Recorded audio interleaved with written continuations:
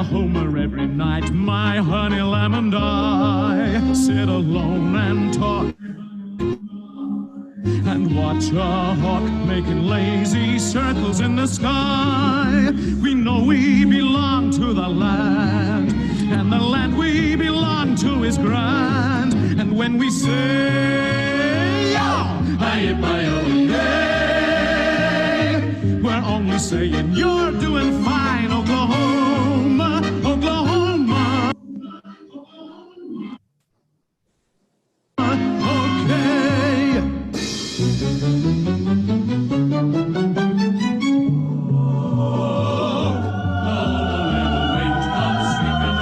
Bob, you're supposed to start singing here.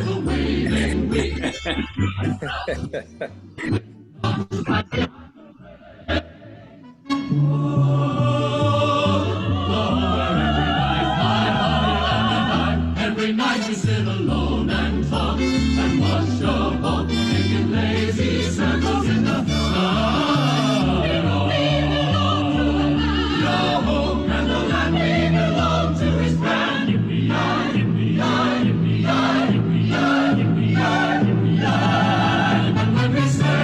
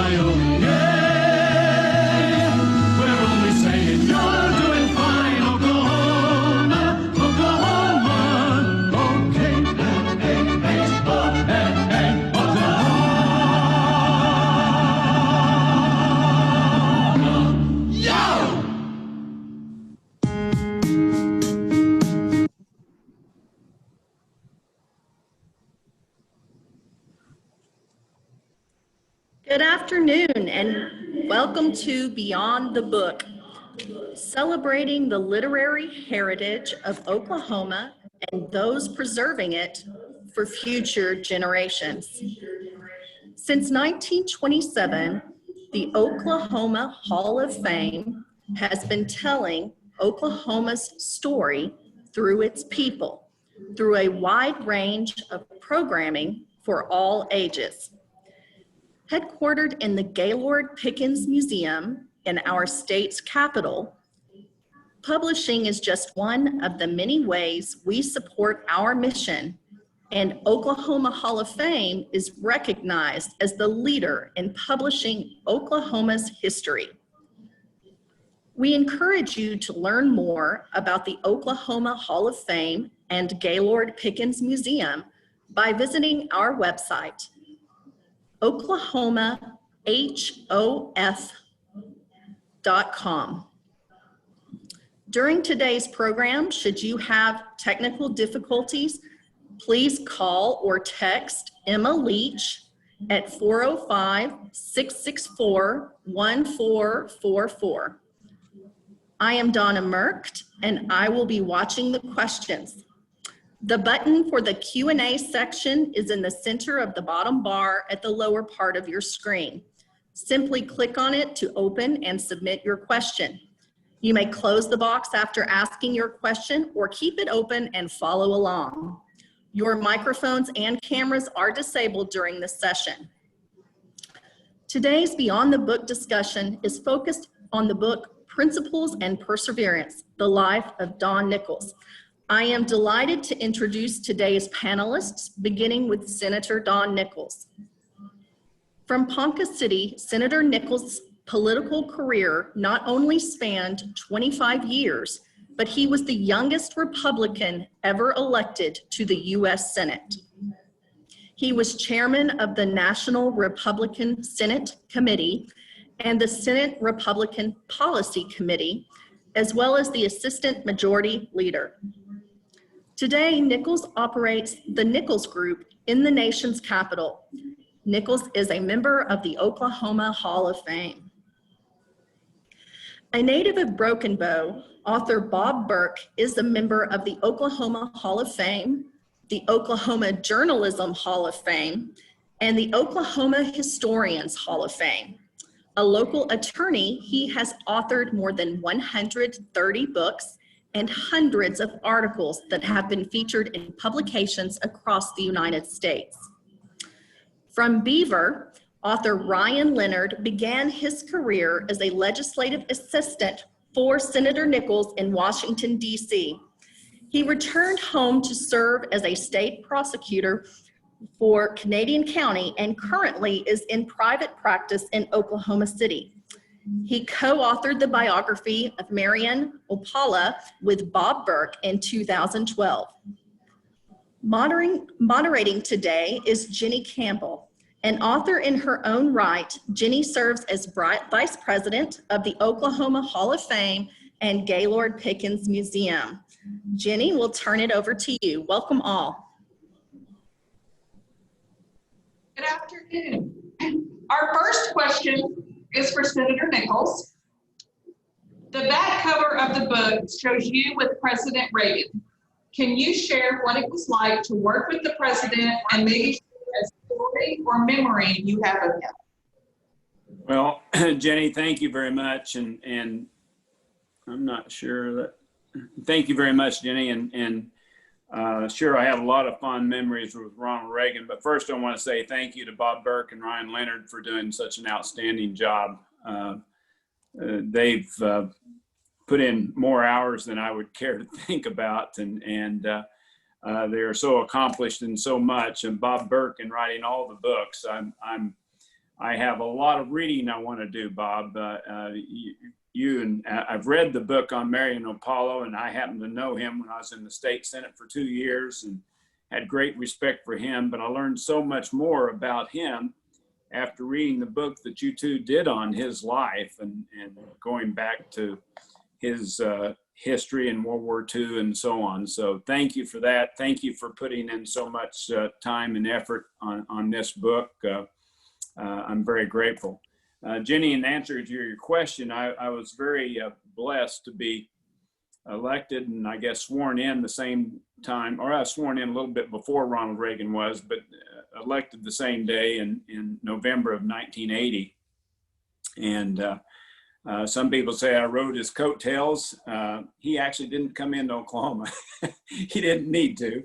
He was carrying the state comfortably, so he went to other states, but obviously he was a big help, and I was fortunate enough to be elected in 80 and actually fortunate enough to be elected when Republicans took control of the Senate for the first time in 28 years. So it was a very exciting time, but just getting to know him, I had great respect for him. Philosophically, I was very aligned with him. So, you know, it was a very comfortable relationship. I had great respect for him, and I remember the day that he was sworn in. It was just so exciting. The hostages were released from Iran that same date, the day he was making his inauguration speech. And it was just a euphoric, beautiful day that certainly I won't forget. The picture that was taken, it's on the back of the book, was kind of special. But he, invited me to the White House, and we had some pictures taken, and that's one of my favorites as well. Okay, here's another one from one of our viewers. Residing out of state, how often do you get back home to Oklahoma, and what do you miss most about the state? Well, the people. I love getting back to Oklahoma. I was actually in Oklahoma last weekend. Last Sunday, Monday, Tuesday, and looking at doing a business deal in Oklahoma and in Grove, Oklahoma. Stayed in Tulsa and just thoroughly enjoyed it. So it was just a treat. I don't get back as much as I would like to, and certainly the coronavirus has handicapped that as well. My wife is very protective, and she doesn't want me traveling. She doesn't want me getting on airplanes. So, so that's really restricted, and it's too bad. going through the Tulsa airport, and it's not near as crowded as it used to be. It just felt a little eerie because it seemed like I was going in and out of Oklahoma City or Tulsa airport every week or so. And you know, the airports are really slow right now, and that's unfortunate. But Oklahoma is just such a special place, and I love it when I get into the state and see friends that I haven't seen for a while. Okay, Bob, this next question is for you. It says, I have many of your books in my collection and recently learned that you do not charge or accept payment for your work. Why is preserving the stories of Oklahomans so important to you, and what books are you currently working on now? Well, first of all, I would never want to get up at 4:30 in the morning and go practice law, okay? But I'll get up that early in the morning to write books. I never wanted to charge for it because I love Oklahoma so dearly. And I just wanted to preserve the stories. My first book, 137 or so ago, was David Bourne's father, Lyle Bourne. And I never intended to write a book. I was 39 years old, but I sat around playing dominoes with him. And he told me these great stories about Harry Truman and Franklin Roosevelt and Sam Rayburn, and I thought, somebody ought to write this down. And it became a passion, or my wife would say an obsession. So I love working on books. I usually work on 4 or 5 at a time. I'm about 75% completed with a wonderful biography, a story about the Panhandle and Ryan Leonard's father, longtime federal judge Ken Leonard. I am finishing up a book on former CIA Director James Woolsey, a young guy from Tulsa, a Rhodes Scholar from Tulsa, who he negotiated most of the ABM, anti-ballistic missile treaties for Ronald Reagan during those years. And so Jim Woolsey's still in Washington. He says his most noted thing in life is he started the National Spy Museum down the street from you. And there are 2 or 3 other projects that if I get tired of working on one project one day, then the next day, hey, I'll do something else. Hal Smith, who's a famous restaurateur in Oklahoma. We started doing interviews just before COVID started. And so that's a wonderful story for a young man from Ardmore. But I tell you, Ryan and I, we love to collaborate because we love history with a passion. Ask our wives, okay? and working on Senator Nickles' book, though, was so special because I guess we can tell this senator, one thing that you and I share in life is kidney stones.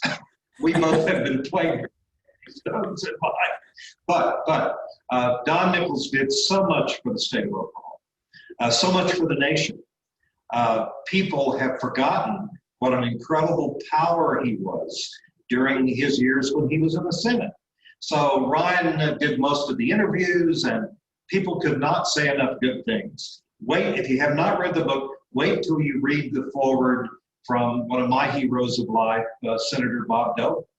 I mean, Bob Dole took Don Nickles under his wing when he went to Washington as a 30-year-old, and the rest is history. But love preserving Oklahoma history.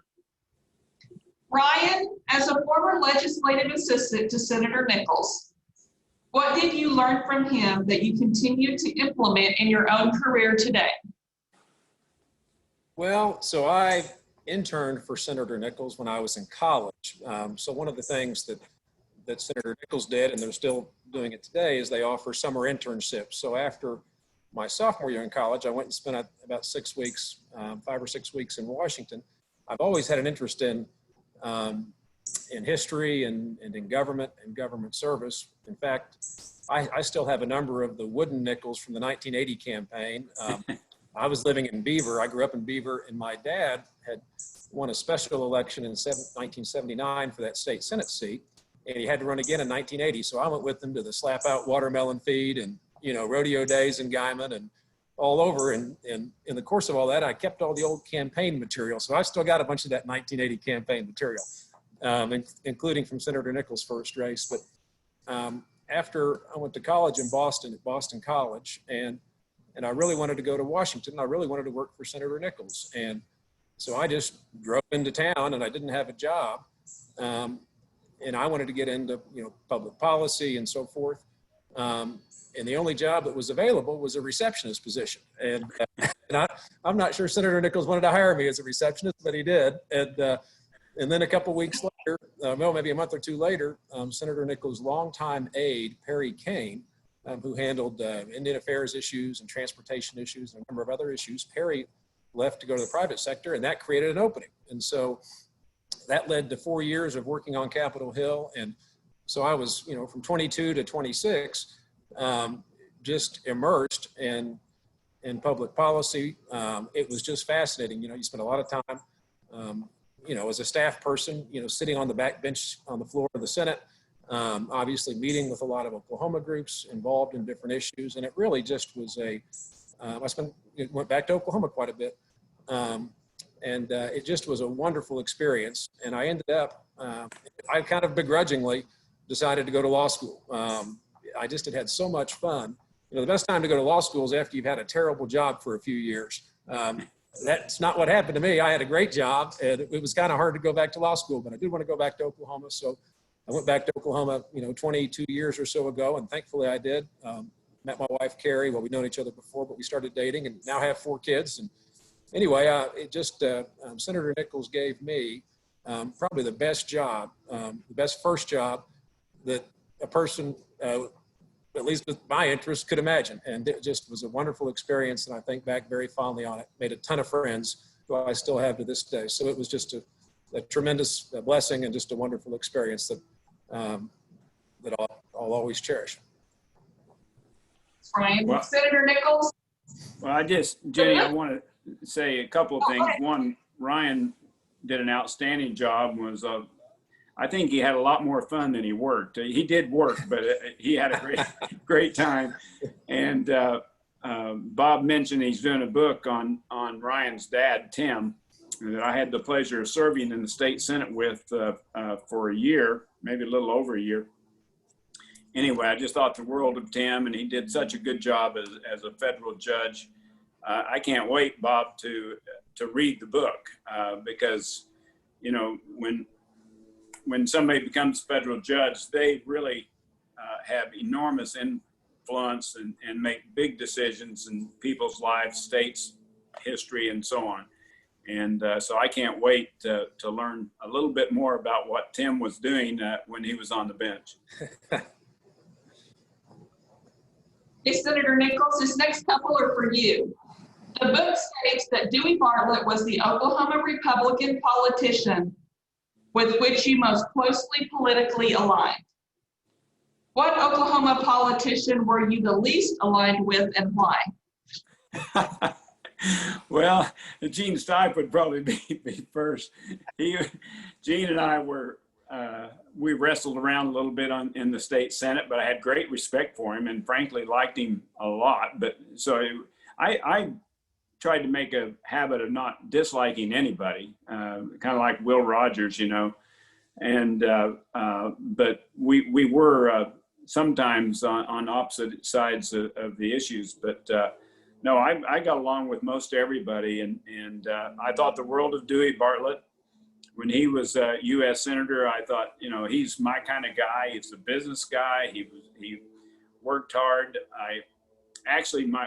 Maybe one of my first trips, maybe it was my first trip to Washington, D.C., Dewey Bartlett was managing Henry Bellman's re-election, whether or not there would be a re-election race between Henry Bellman and Ed Edmondson. And Dewey Bartlett was managing it on the floor. Dewey Bartlett's chief of staff was Don Cogman, who was a friend of mine who happened to be from Ponca City. And he was Dewey's chief of staff. And he says, hey, you ought to go in the gallery and observe this debate. It was a historic debate. I didn't realize how historic it was, but the Senate's only tried a few of these. In my time, 2 or 3 times would we actually have a Senate race that would be the Constitution. Let me back up a little bit. The Constitution gives the right of the House and the Senate to be judge of the elections. And so if there's contested election, the Senate for senators would have to decide if there's going to be a new election. So that was being debated between Henry Bellman and Ed Edmondson, and Dewey Bartlett was managing on the floor. And I was 20 some odd years old, probably 24 or something, and happened to sit in the gallery and observe that debate for, I don't know, at least 3 hours. And I was very impressed with the Senate. I was very impressed with the tenor of the debate. I was very pleased that Henry Bellman won. I thought the world of him as well. And with Dewey, with managing it, it was pretty close. I think Henry won by like 1 vote or something, but interesting, the Republicans were in a distinct minority at the time. So Henry ended up getting several Democrats to vote with him, which speaks very well for him. In today's divided partisan environment, I don't know how much that would happen, but it did happen because there was a whole lot of Democrats that respected Henry. And then back to Dewey Bartlett, I was in the state Senate when Dewey died. He served 1 term, and he ended up getting cancer, and David Bourne took his place. But I believe it's in 1979, maybe it's 1980, when he passed away, I went to his service, and several state senators did. And we were seated right behind the US senators. And there was a big group of US senators. I'm going to say 20 senators, US senators, came to his services. And I remember sitting right behind, I remember Ted Kennedy was there. I remember Pat Moynihan was, I believe Ted Kennedy was there. I know Pat Moynihan was there. Several very famous senators that you would recognize, and I met them, and I really appreciated the fact that Democrats as well as Republicans came to pay their respects for a great Oklahoman. He was a great governor, and I think he was a great U.S. senator as well. Okay, this next question. During the Clinton administration, you were extremely outspoken in regard to the earned income tax credit. Can you share your feelings or beliefs that caused you to weigh in so heavily on the side you did? And in hindsight, have those feelings changed at all? Well, I'm interested you pick that up. No, I was not a big fan of the EITC, the Earned Income Tax Credit. It's a negative income tax credit, or negative income tax. It's a payment system, more or less like a welfare system. It's better than most welfare systems probably, but its error rate was higher than I think any other federal program, like 30-some%. And Uncle Sam would write checks to people as much as $4,000 if they would fill out a return. So there was a great incentive for fraud. It wasn't paid out in a monthly basis. It still is. It's paid in an annual basis. So if someone files a fictitious return, they could get 4 or 5. And now it's more than 4. But at that time, and when I was in the Senate, it was like $4,200 or something. They could receive a check. And we found out 30-some% of the checks that were being written back then were fraudulent. And that bothered me greatly. I was really pretty conservative on the fiscal side my whole career. And that was one program that was pretty rampant for abuse. It was one program that the Dems loved, that Clinton loved, and frankly, some of the Republicans loved. It was a way to balance out a tax bill. So if you're doing a tax bill and you cut taxes across the board, well, people would pay more taxes to get greater relief. And so one way to even that out on the distribution tables is that you'd increase the earned income tax credit. In other words, you write bigger checks on the lower income so you could say everybody benefited. So that was one of the reasons why, but it's expanded greatly. And I noticed that the candidates today are still talking about it, and they're still talking about increasing it. And I'm sure they probably will. And my voice against the program or trying to slow the program down was probably a minority voice, or it would be today. Okay. Bob, this one's for you. It says, I read you have both a Juris Doctorate and a journalism degree. How have the two worked together over the years? And besides writing books, Have you had careers in other fields where your journalism degree was an asset? Well, certainly having a journalism degree has helped me as a lawyer, because so much of lawyering is writing, whether it's writing briefs in appellate cases or whether it is writing just a brief for a trial judge or presentation of evidence. Much of journalism taught me to be organized.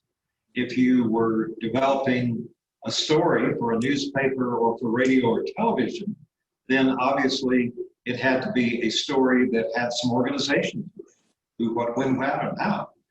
And so practicing law, I think Ryan would certainly agree, is much about organization of facts, and then presentation of those facts. So journalism has always helped me, and simply by being a writer, first started in Broken Bow as editor of the Savage Signal, which was the high school newspaper. But journalism has always helped me, certainly in writing books, because writing books is nothing more than telling stories. It's putting together facts and trying to put them in a chronological order to paint a picture. And so journalism and law has worked tremendously. Never really done anything else.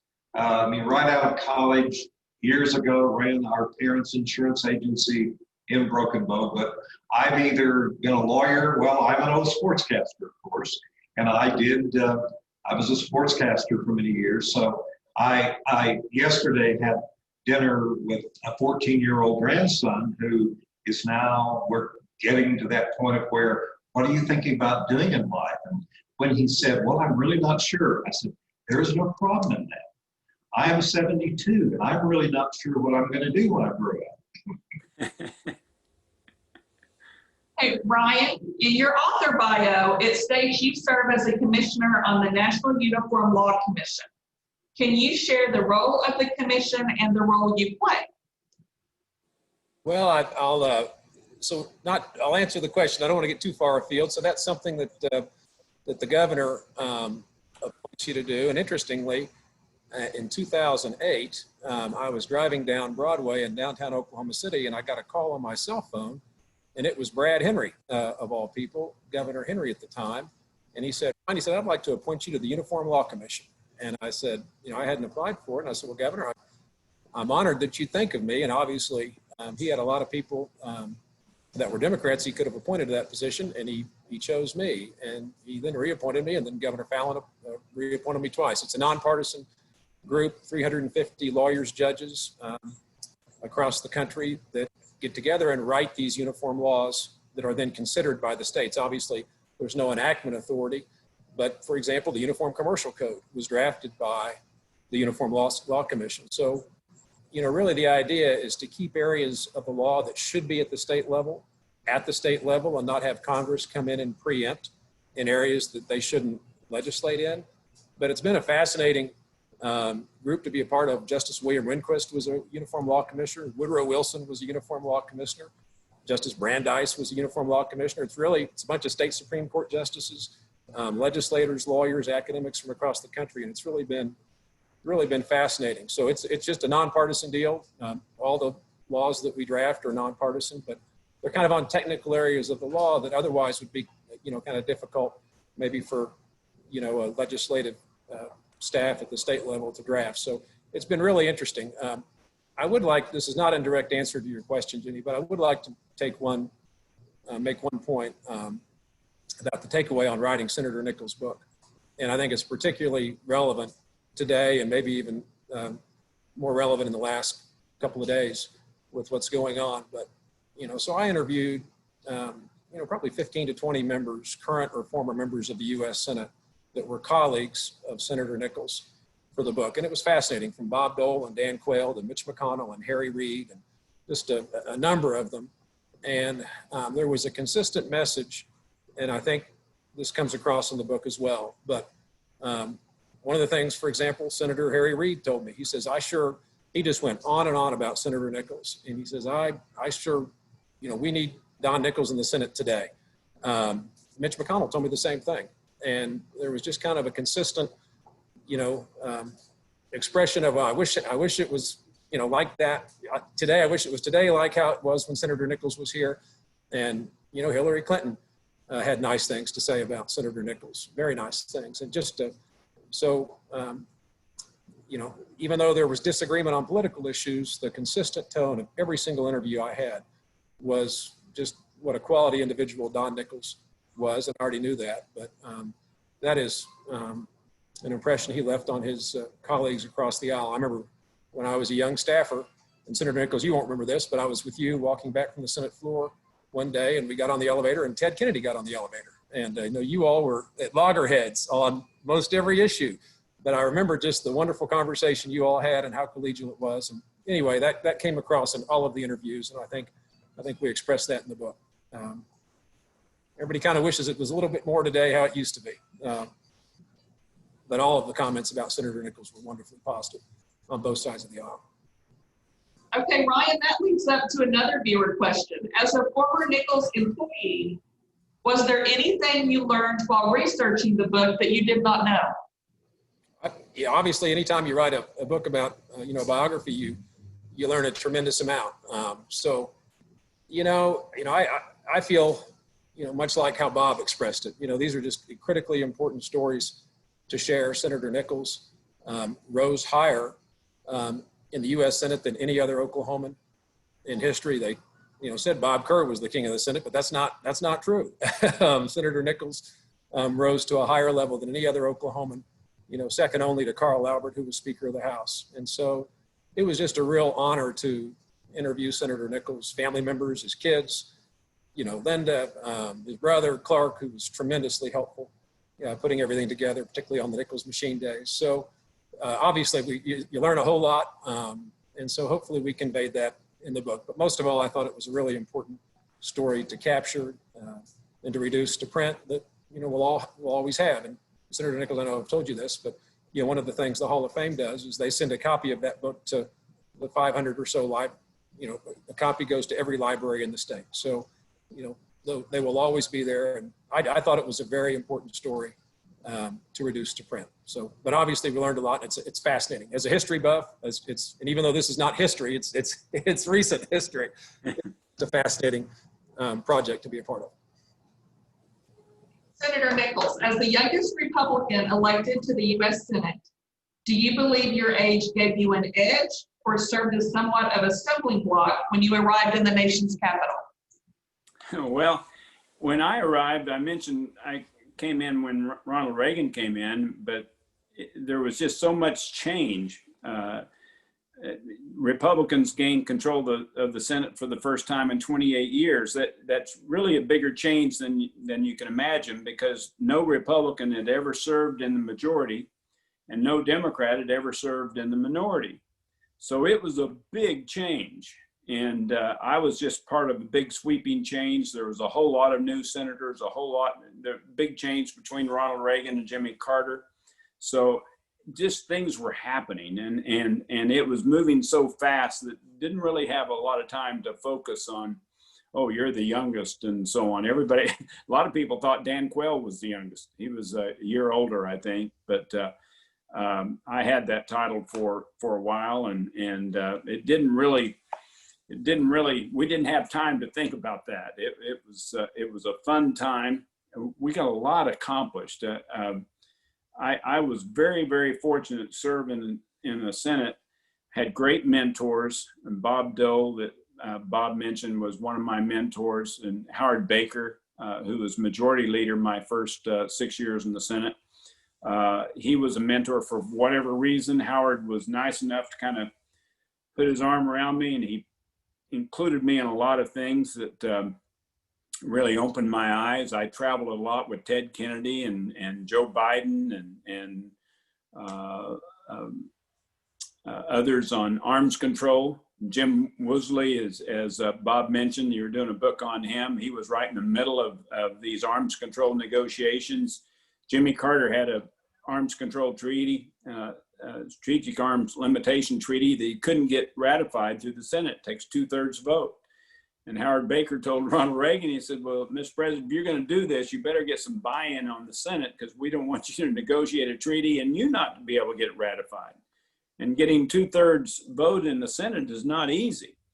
And so he appointed an arms control observer group, and for whatever reason, had all these veteran senators, Dick Lugar and Sam Nunn and others, and he had this freshman Senator Nickles was part of that team. And so we went to Geneva and we went to Moscow, and I got to know those individuals very well, and it certainly opened my eyes to international issues, arms control issues, and it was quite an educational experience. And I just happened to be very, very fortunate to serve at a time when the Senate was very productive, very respectful of each other.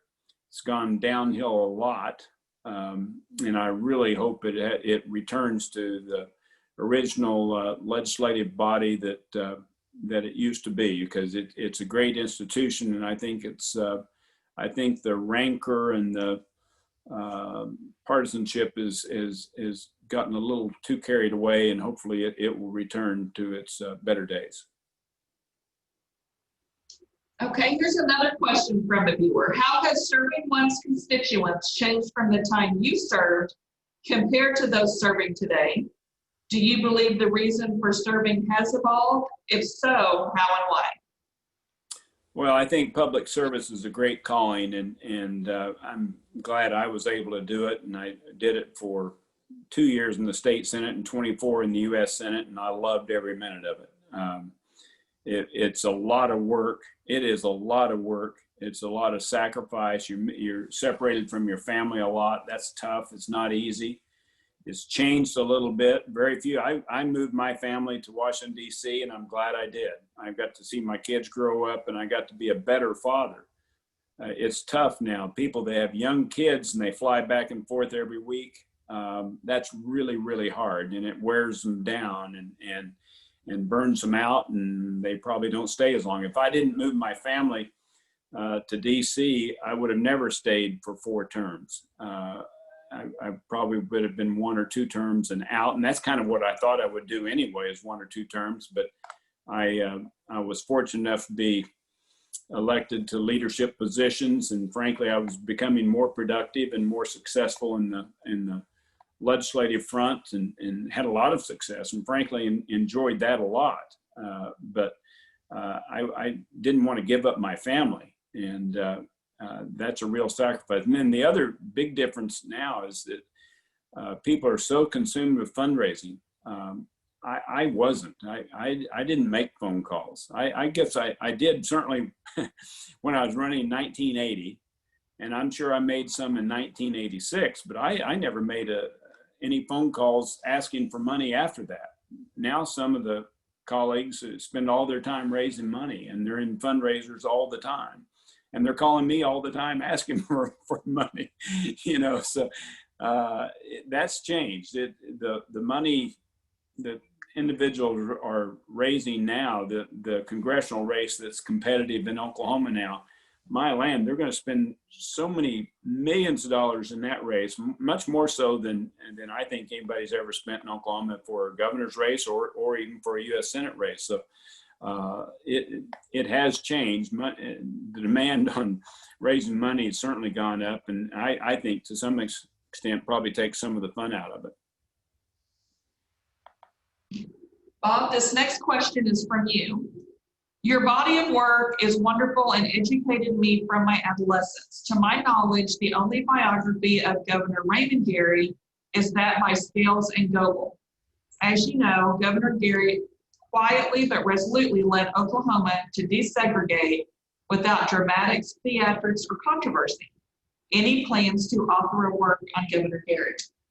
That's not on my list, but I was a great fan of Raymond Gary. Growing up in Broken Bow, my dad, who was a longtime county commissioner, said we had no roads in southeast Oklahoma till Raymond Gary was elected.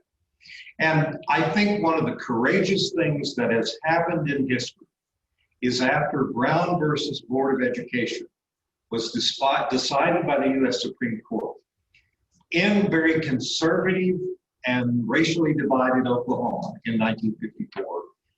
And those years after that, the politically savvy thing to do would probably for Raymond Gary to just kind of say, like other governors did in other states, well, we're going to ignore that.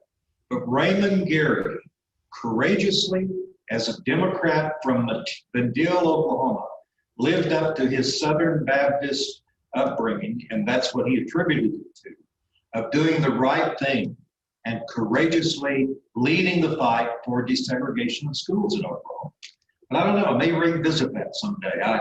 I know I did a history of the governor's mansion and did a wonderful a chapter on Raymond and Emma Gary. They were great people. He was also instrumental. I did a couple of years ago, because Jenny, you edited it, a history of Baptist Hospital. And it was Raymond Gary who was instrumental in getting that hospital built here in Oklahoma City. Another question is, how do you choose your subjects to write on? Well, sometimes I just wake up in the middle of the night. I really did. I wrote a subject down the other day.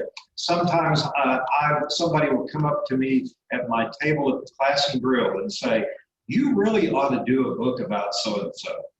And then I will pursue people. For example, George and I did the book, 20 years ago, but 25 years ago, I started badgering George by saying, let me write your book. He never would. I am pursuing, I can say it publicly, I'm pursuing the family of Eddie Sutton now.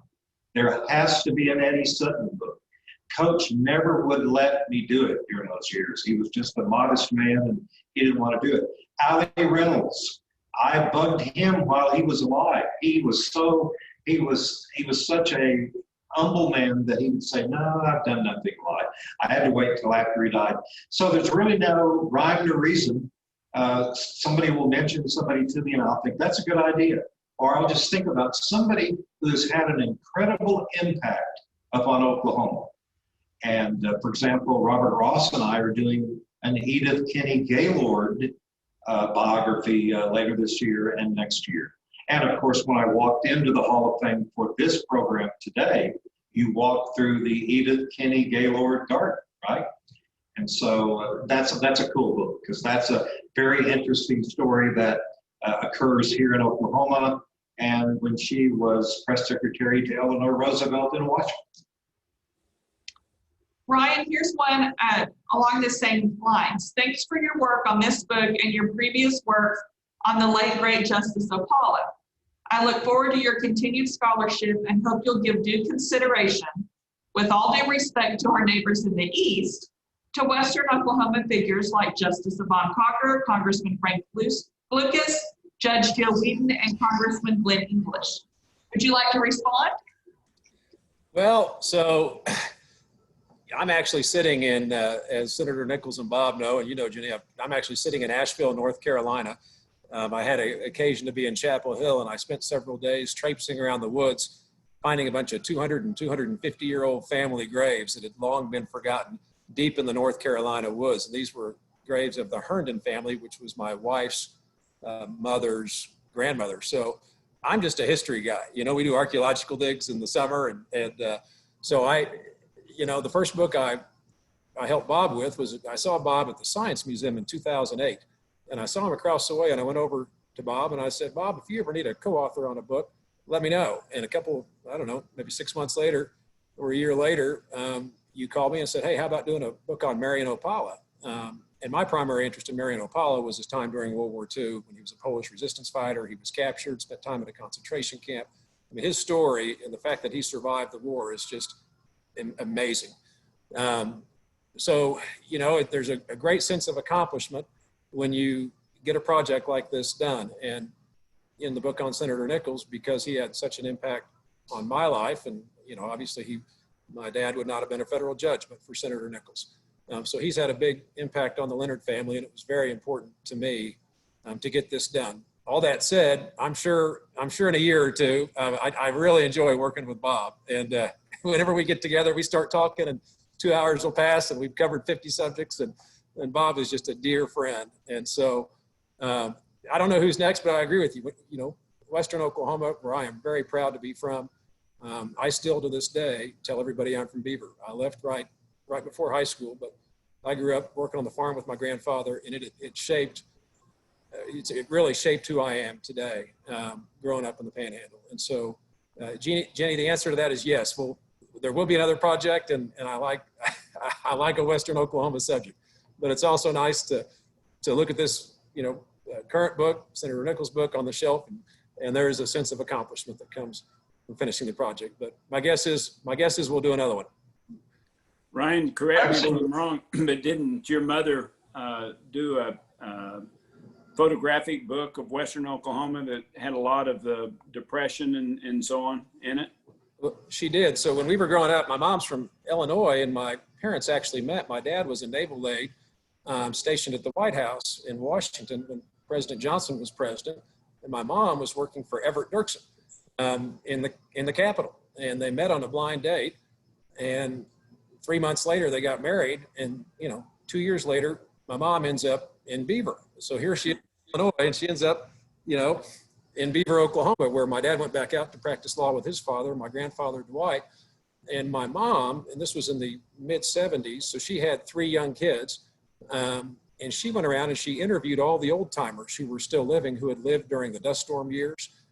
My mom, as a hobby, has always taken photographs, so she had all of these great photographs, great recordings of their stories, and she did in probably 1980. She published a book, and that's still for sale at the Jones and Plummer Trail Museum in Beaver, and I've got one on my coffee table in my office. And no, my mom really embraced the people of Western Oklahoma and the Panhandle, and she thought it was really important to capture those stories. And in fact, when Ken Burns did his special on the Dust Bowl, Ken Burns called her, and great.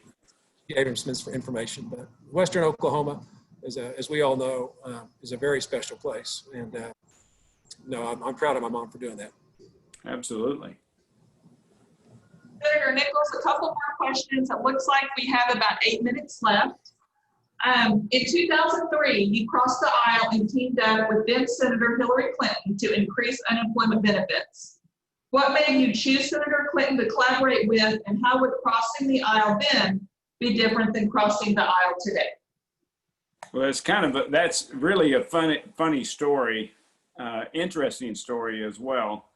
I was tighter than bark on a tree. You mentioned the earned income tax credit. I thought, where'd you come from that?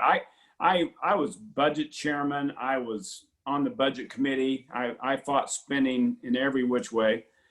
And on the unemployment comp, Senator Wellstone pushed for years to greatly expand the program, the federal program. You have state unemployment comp for 26 weeks, and then in times of real high unemployment, we would supplement that with federal unemployment comp, not add $200 or $600 a week on top of it, but just add a federal number of weeks, 13 weeks, I think.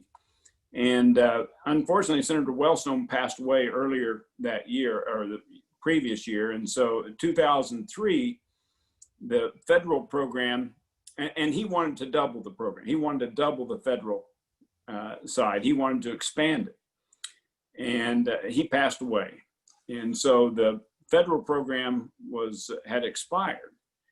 And but we still had really high unemployment, and Hillary Clinton been in the Senate for 2 years, hadn't passed anything, but she was also championing expanding the program.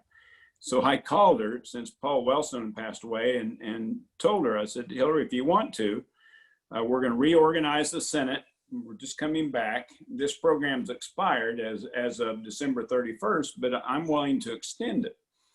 And thank you, Don. This is great, great, great. And I said, I don't want to expand it, just want to extend it. There's a difference. One costs billions of dollars more. Okay. So we reorganized. Bill Frist is sworn in as the new majority leader, but I'm kind of running the floor as whip. And she introduced the amendment, as I told her, we can pass this extension, and you can carry the bill. And so she introduced an amendment to not extend it, but to expand it. I said, no, we're not going to do that. And we had about a 2-hour discussion, and it got pretty excited there for a while. But when it was all said and done, we extended the program. And so yes, we did work together, but it was a little tense there for just a little while. But we eventually, I helped her pass, or made it possible for her to pass her first bill in the Senate. But things were more collegial back then. There's no doubts. We had a very productive Senate career. And in my Senate career, and this kind of goes back to Howard Baker, and his father-in-law was Everett Dirksen, and they believed that every senator should be able to offer amendments and be able to have extended debate and vote. And we voted often and we voted late. And I had a lot of legislative success because I was able to offer amendments. And Bob Dole and Howard Baker and others, they believed in that process. The Senate, unfortunately, has gotten away from that process and blocking amendments, not allowing amendments. I even suggested to Majority Leader McConnell not too long ago, said, hey, on this CARES issue, bring up a bill and let each side offer, I don't care, 5 amendments, 10 amendments each, and then just agree before you start that we'll pass it with majority vote. And I wish they would do things like that, because it would help break the deadlock. It would allow people to offer amendments and kind of vent their compassion. And also you find out where the votes are. You find out, okay, this is where the consensus is and we can pass something, instead of just having, here's a package by the Republicans, here's a package by the Democrats, and neither one of you can get 60 votes and nothing happens. That's so dysfunctional, it bothers me greatly. Here's our final question for today. And for the questions that we did not get to, I will be forwarding those to the panelists and get the replies to you. The final question today is from Bob Ross, the Inasmuch Foundation, who is actually the co-author of the Edith Kenny Gaylord biography with Bob Burke and a former intern for Senator Nickles. I'm actually curious about a subject not in the book. What was it like being on the board of Chesapeake, witnessing Aubrey McClendon build CHK all the way up to the Carl Icahn era of stockholder activism? Well, I thoroughly enjoyed my time on Chesapeake's board. I've been fortunate enough to be on 2 or 3 different boards, but Chesapeake was just very, very special. And Aubrey McClendon was very, very special. He did so much for the state, so much for Chesapeake. He built Chesapeake into a wonderful company with Tom Ward, and I compliment both of them. And it just hurts greatly to see that they've gone on and had such troubled time. And certainly Aubrey's passing is a very sad day for Oklahoma. The contributions that he's made and continues to make. I mean, I look at, not just the Chesapeake arena, but I look at the kayaking and canoeing and so on. There's some big things happening there, and I'm very excited about it. So the contributions that he personally is responsible for and building such a world-class company is very significant and has enormous contribution for the state. Bob, there may be a good book for you, because his contributions as an individual, non-political leader are almost unparalleled in the state. And anyway, so it's a real honor to be on the board. I was on with Frank Keating and several other people, Burns Hargis, that I just think the world of. And it really hurts to see that the company has gone on really tough times, but it was a great experience that I treasure to this day. Senator Nickles, thank you for joining us today. Bob Burke, Ryan Leonard, thank you. We look forward to having everyone in December for the Beyond the Book edition with George Nye and Bob Burke on the book, How We Got the Best State Song. And we look forward to seeing you then. Thank you all and have a good rest of your day. Thank you, Jenny. Thank you. Yeah, see you, Senator. See you, Bob. Thank you. Thanks, Bob. Thanks, Ryan. All right, bye, guys. Coming home, Ryan. All the best. Bye, Senator. Good to see you. Bob, good to see you. Thank you, buddy. Take care. Thanks again.